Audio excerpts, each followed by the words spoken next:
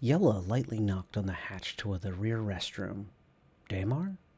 A deep, older voice replied, occupied. That was the last restroom on the transport ship. Suddenly, the hope that her younger brother had disappeared to use the restroom abruptly vanished, alongside the chances of her being able to go back to reading her new book anytime soon. Though, if she was being fair, the book was in large part to blame for her current predicament. If she hadn't been so wrapped up in Lord Falton's attempt to reclaim the throne of House Ashen Grey, then maybe she would have noticed sooner that her brother had vacated his seat. It was their first time flying by themselves, and it was already going oh so wrong. Her father had almost canceled the trip when he found out he had to stay and give a lecture, but Yella had convinced him to let them travel to see Baba, all on their own. Of course, the whole thing would have been simpler if Dad had agreed to her original plan of administering sedatives before they launched. It would have been so much easier. If stasis was good enough for the early space travelers, why not for her brother and sister? Instead, when he was saying goodbye to them on Mars, their father had made Damar and Sella promise to listen to their older sister. So far, Yella felt like her two younger siblings had done almost everything but listen to her. Even her simple request, like don't touch the in-flight shopping kiosk, had been ignored. Sure, oatmeal was her favorite cookie, and it was sort of nice that Selen had ordered them for her, but they had tasted way better than the nutritious sticks their dad had packed for them. Plus, it did mean that they were all less tempted to eat that fancy chocolates they had brought as a gift for Baba. But still, it was the principle of the thing. These things weren't free after all, and her brother, all she asked him to do was stay put, and even that proved too hard. Why did he always have to wander off like this? Yella ran through her mental list of places to search one more time. She had already checked the lounge, the viewport, and the attendant bay, and had walked all the aisles twice. Selen was watching their seats and hadn't seen him. If Damar wasn't using any of the restrooms, then where was he? Had he found a way into the engine room? What, was he hurt? Did someone or something take him? Her heart began to pulse faster at the thought that her brother might actually be in trouble. Your mind moving? Came a deep voice from close behind her. Yella nearly jumped out of her skin, then turned to see an elderly woman trying to exit from the restroom. Stepping out of the way, Yella watched the silver-haired woman grumble her way down the aisle. Derailed from her worrying, she took a deep breath and calmed herself, remembering the advice that Baba had given during their last visit. As long as you're still breathing, you're already doing better than the billions of people that came before you. Dad hated when Baba said stuff like that, but Yella appreciated the way her grandmother could always put things into perspective. Okay, maybe it hadn't been perfect, but all things considered, their first time traveling through space by themselves could be going a lot worse. For example, on the bright side, since none of the pressure alarms had sounded, she knew that at least her brother was still on the ship. I swear, if you kick the seat one more time, I'm going to have you tossed out an airlock. For the moment, at least, the trip was going okay. Hurrying down the aisle, Yella saw a large, red-faced man glaring angrily at the row behind his, row 15, her row. And just as she feared, there was her little sister Selen, staring back up at the man, equally red-faced. I'd like to see you try, countered Selen. Oh, you would you? Selen, what's going on here? Yella asked as she drew near to the heated scene. Without her eyes off the man, Selen answered. He was saying bad stuff about people who live on Europa. That explained it. Europa was where Baba lived, and Selim was fiercely protected of the people she cared about. Dad described her as filled with dangerously noble. What I say is my own business, grumbled the man. He pointed a thick finger square at Yella's nose. Do you know how much I paid for this ticket? The man bellowed. Way too much to have some snot-nosed little brat kick my... Before he could finish the tirade, the door to the overhead luggage department near his head opened with a snap. From inside, a tiny face peered out. Sleepily, the boy rubbed at his eyes, and with back of his hand, Are we at Baba's yet? Damar! Yella cried in relief. Hi, Yella. I found a bunk, just like home, said Damar, before reaching an arm out to the man. Help me down, please? The man, still a little bewildered by the sudden change of events, lifted Damar from the bin and set him down gently on the ground.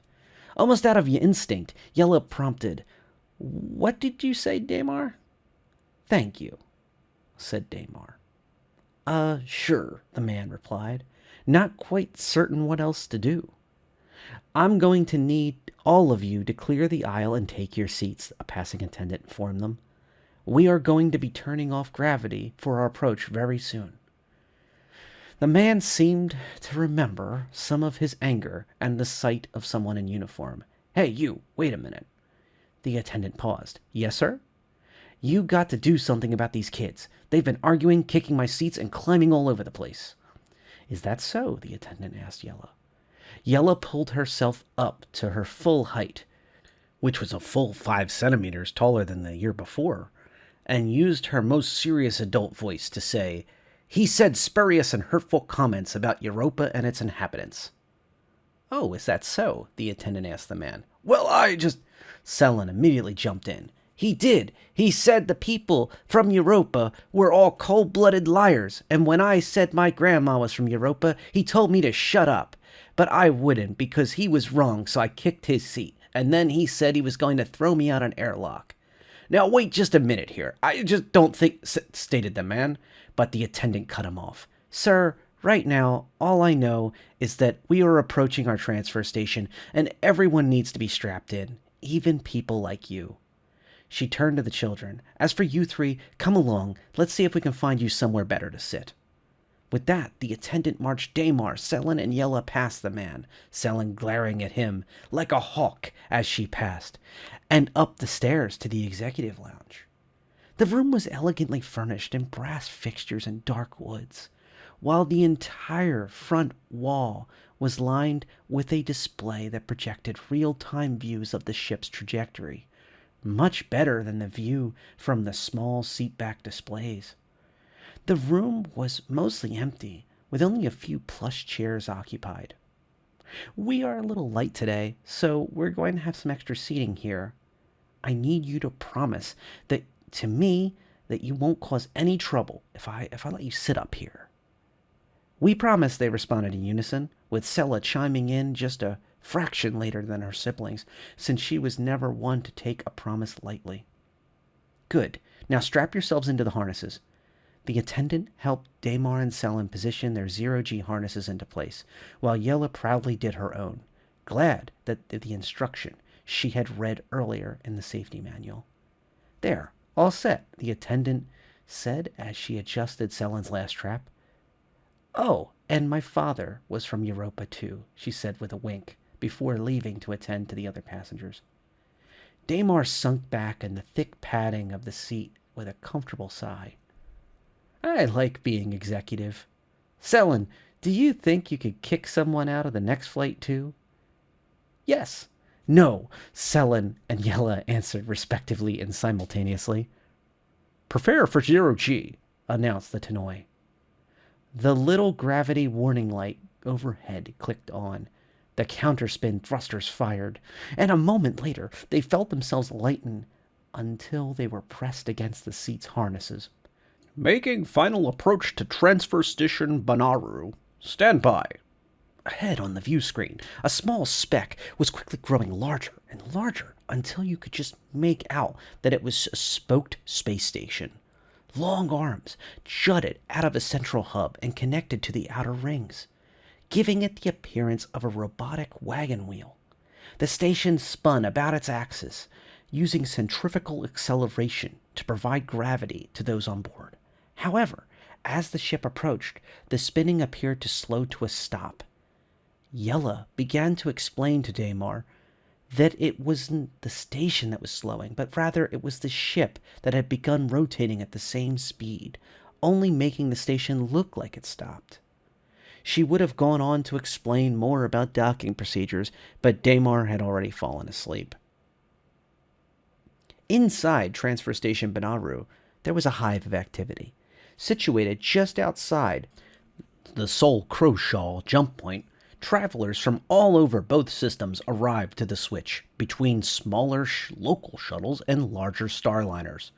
Over the years, Banaru steadily grew from all the traffic passing through, and now, as it proudly proclaimed in multiple signs posted throughout the station, it had a full hotel, exotic food court, and bustling marketplace.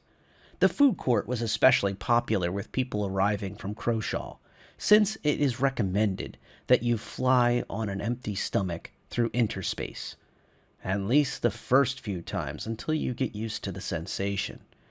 In a quieter section of the station, the three siblings sat on chairs near the E-12 docking port, waiting for their space shuttlecraft to Europa to depart. They had just over an hour to go, precisely 71 standard Earth minutes according to Daymar, who had very recently learned how to tell time. Through the thick viewing pane, Yella watched as the transport craft arrived on, having refueled and taken on passengers, drift now away from the station, towards the flashing jump point beacons in the distance. Already she could see it spin as the rotation went out of sync with Banaru's own. As excited as she was to visit her grandmother, part of her longed to visit another system. "What are you looking at?" Daymar asked her older sister. "Our transport ship is about to go through the jump point, see?" Yella pointed to where the ship was waiting to spin up its own drives. "They left without us!" cried out Daymar as he rushed to the viewing pane.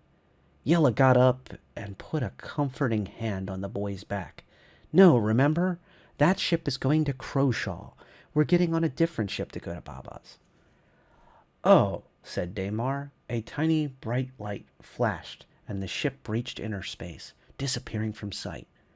"Then why did we leave Baba's gift on that one?" Selen and Yella shared a panicked look before both of them quickly dumped open their bags, looking for the box of chocolates they had brought along for their grandmother. They had picked out the flavors together at Baba's favorite chocolatier, Port Retinus. She always talked about how it was the thing that she missed the most about living on the Red Planet, aside from the three of them and their father, of course. Baba even joked that the only reason she still visited was to refill her supply of chocolate. The first time they had visited her on Europa, they had sat curled up under a blanket together watching one of the crystal storms through the small porthole in her workshop. They each had gotten to select one of the chocolates from the box, and Baba showed them how to eat around the edge, letting each bite melt before finally popping the filling in her mouth.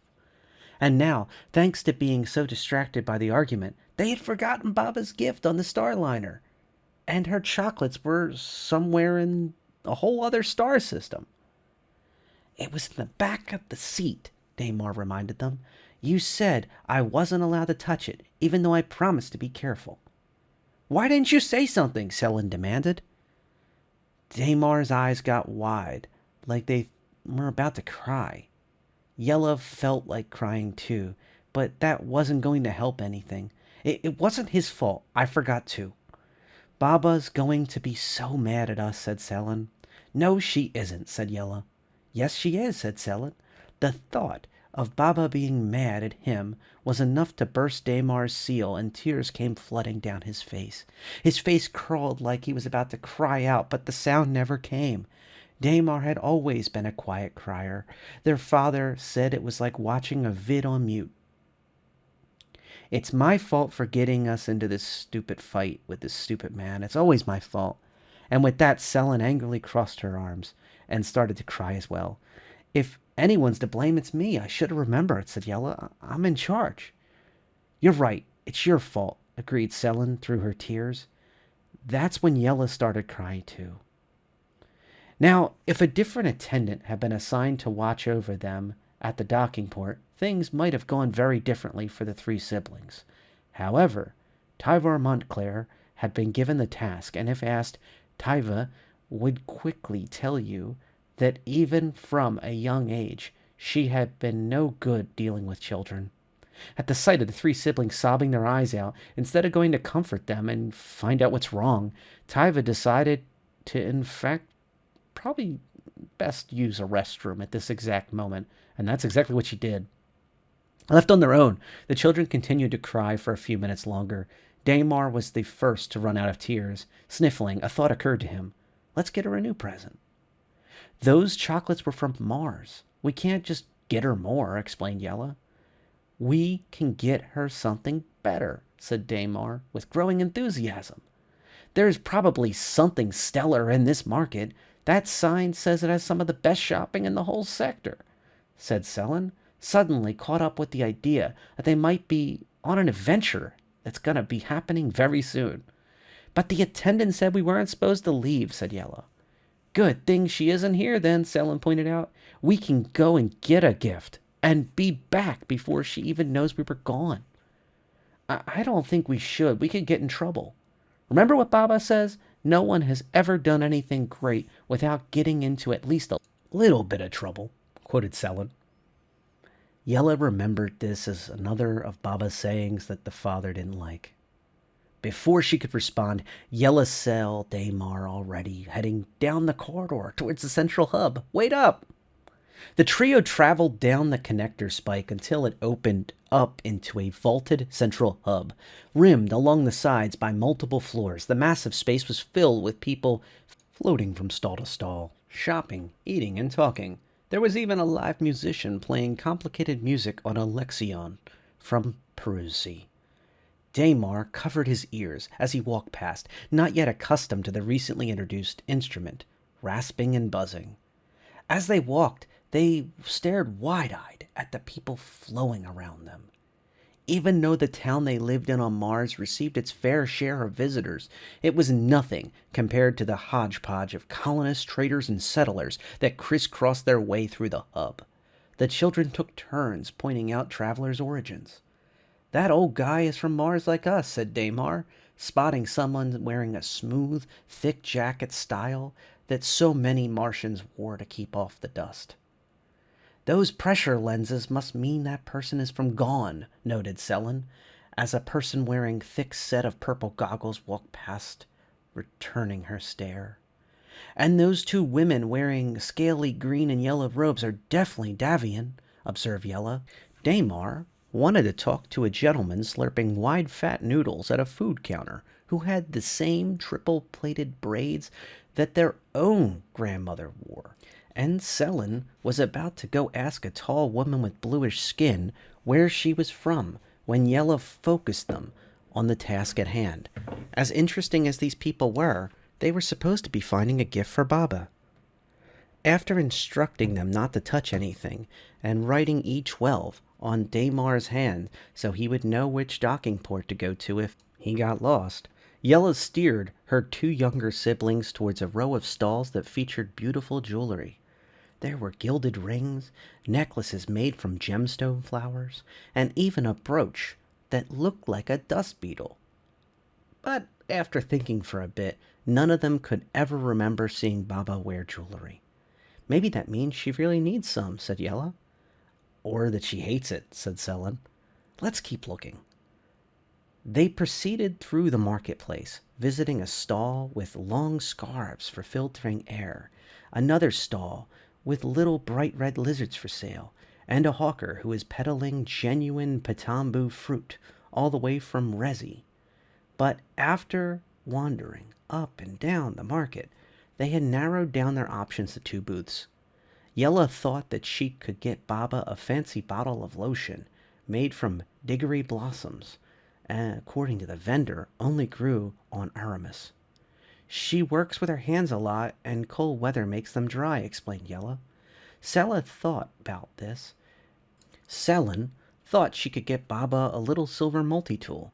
It had a monkey wrench, 5 screwdrivers, a full band burst scanner, a Geiger counter, an arc torch, a nail file, and a bottle opener. It's like 100 gifts in one. But Yella pointed out that Baba already had most of those tools, and Selin pointed out the lotion was stupid. It seemed like they were not going to find any way to reach an agreement when Damar settled the debate, saying, "We should get her that." Yella and Selin looked to where their brother was pointing and agreed instantly. He found the perfect gift for Baba. "I am truly sorry, but I cannot let it go for anything less," said Vasco, the owner of the stall. To show how dismayed she was, she gently shook her head, which caused the thick folds in her neck to wobble. Damar stood in front of her, gently holding the gift in his hands, staring up with wide, hopeful eyes. They had been negotiating with this woman for several minutes now, but she could see how much the children wanted the gift and was holding firm. And she was right. The children really did want it.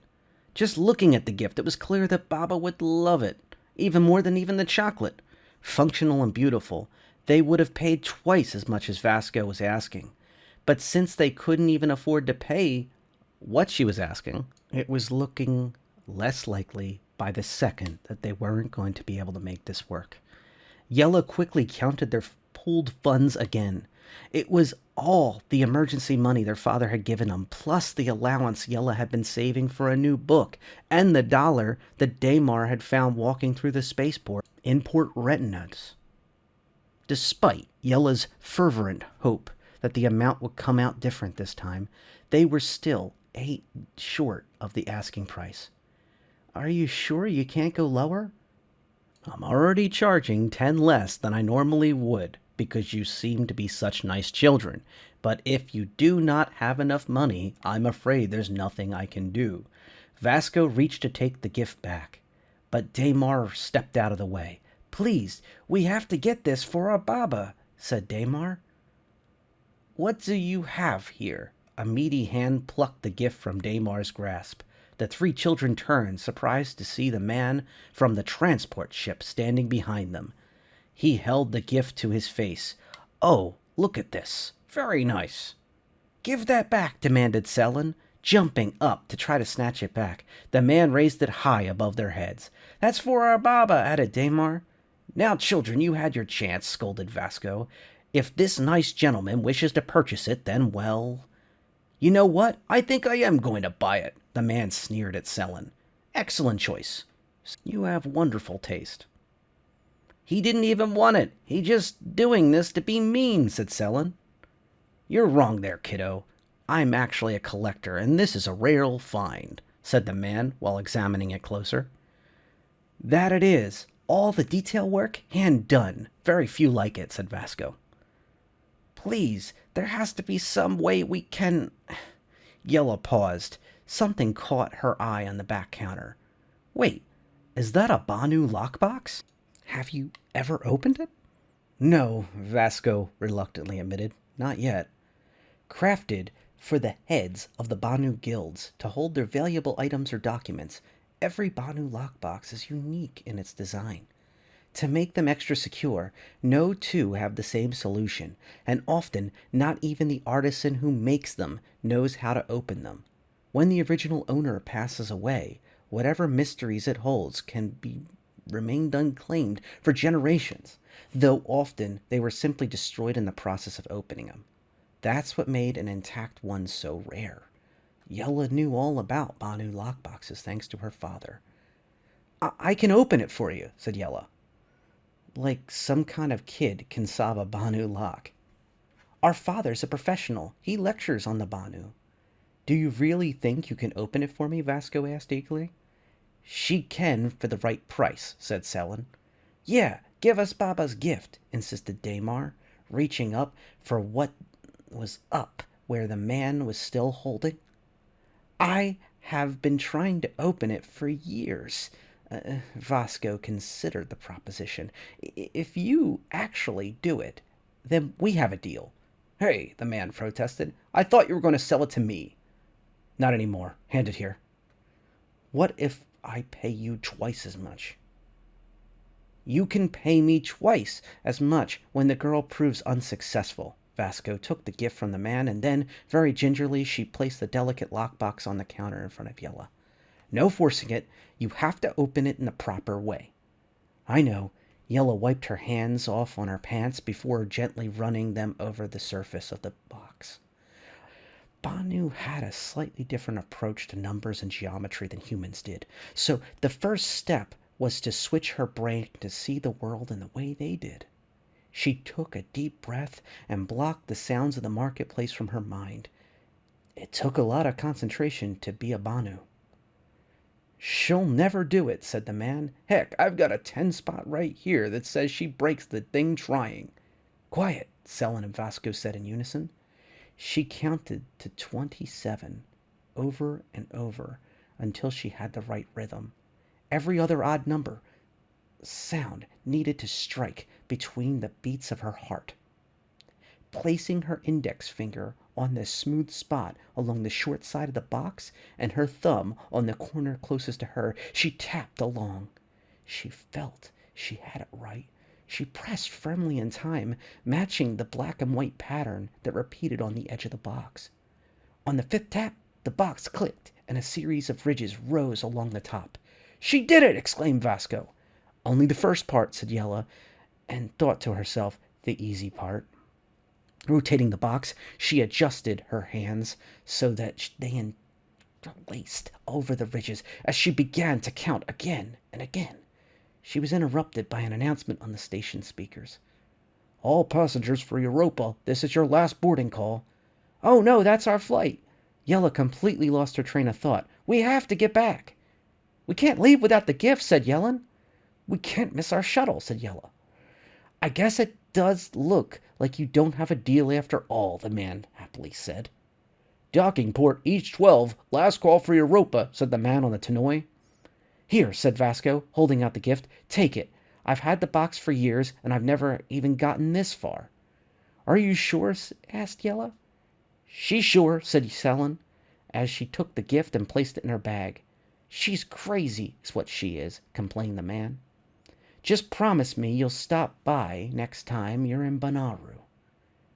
We promise, said the three siblings as they turned and raced through the marketplace. The corridor was jammed with people. A Starliner arriving from Croshaw had just docked, and passengers were streaming out of it, clogging the way.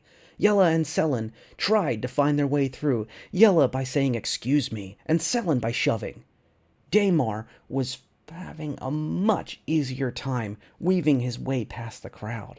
Soon he was ahead of his sisters. Yella tried to tell him to wait up, but he couldn't hear them over the din. Soon he reached the point where the corridor split towards the individual docking ports.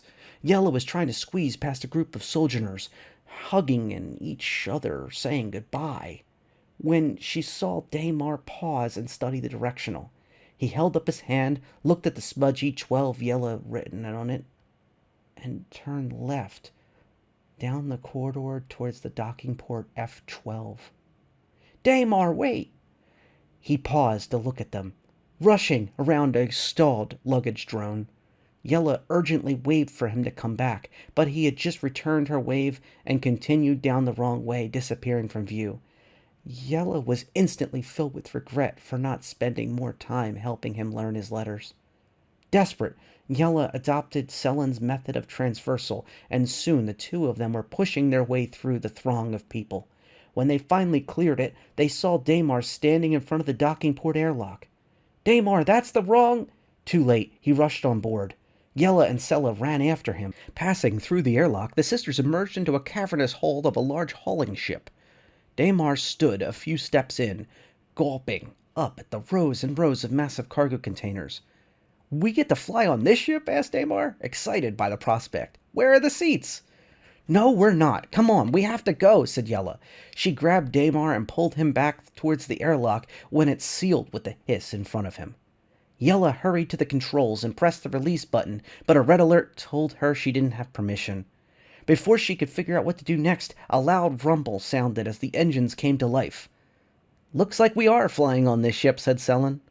Damar cheered as they disconnected from the airlock.